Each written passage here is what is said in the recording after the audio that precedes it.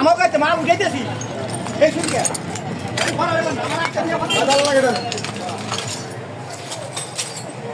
ভাই ভাই ভালো লাগে চলবো না দাঁড়াও টাকা দিয়ে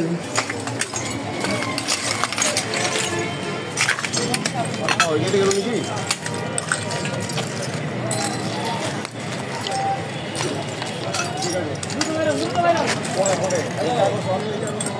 হোন্ডা বাইক করবো না হোন্ডা বাইক কোন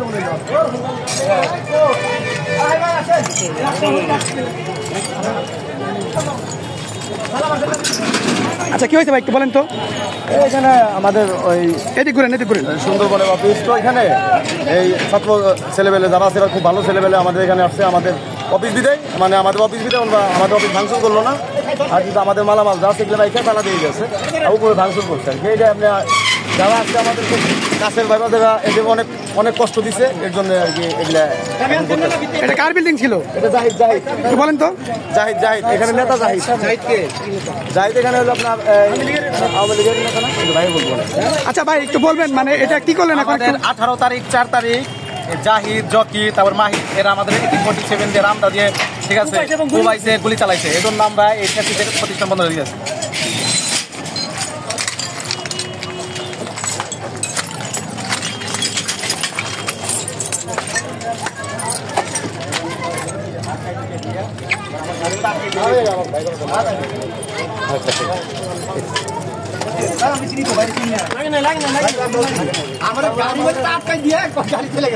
আমি দৌড়া বৃষ্টি দিয়ে দিয়েছি আমার আগামী 18 জুলাই আমরা জাহিদ টাওয়ার যেটা আছে এটাকে আমরা ভেঙে দিয়েছিলাম। এটা ছিল আওয়ামী লীগের এক দালালের। এই আওয়ামী লীগের দালাল আমাদের 18 তারিখ এবং 4 তারিখ গুলি করেছে। তাদের টাওয়ার আমরা ভেঙে দিয়েছিলাম, কিন্তু ইদানিং আমরা দেখেছি এটা আবার নতুন করে তৈরি করতেছে। এর জন্য আজকে আমরা এই ছাত্রলীগের বিরুদ্ধে ঢাকা রিচা মহাসড়ক ব্লক করেছিলাম এবং বৈষম্যবিরোধী ছাত্র আন্দোলনের এই কমিটিটায় স্থগিত 24 ঘন্টা আলটিমেটাম দিয়েছিলাম, কিন্তু তারা মানেনি। আজকে আবার 72 ঘন্টা আলটিমেটাম দিয়েছি।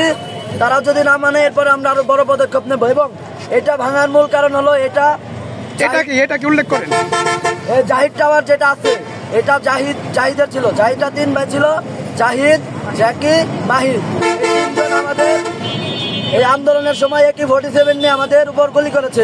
তাই আমরা আজকে বিক্ষোভ ছাত্র জনতা জাহিদ টাওয়ার আবার ঘুরিয়ে দিলাম। এরপর যদি তারা আবার নতুন করে তৈরি করার চেষ্টা করে তাহলে ছাত্র সমাজ আবার এটার উপরে অ্যাটাক করবে।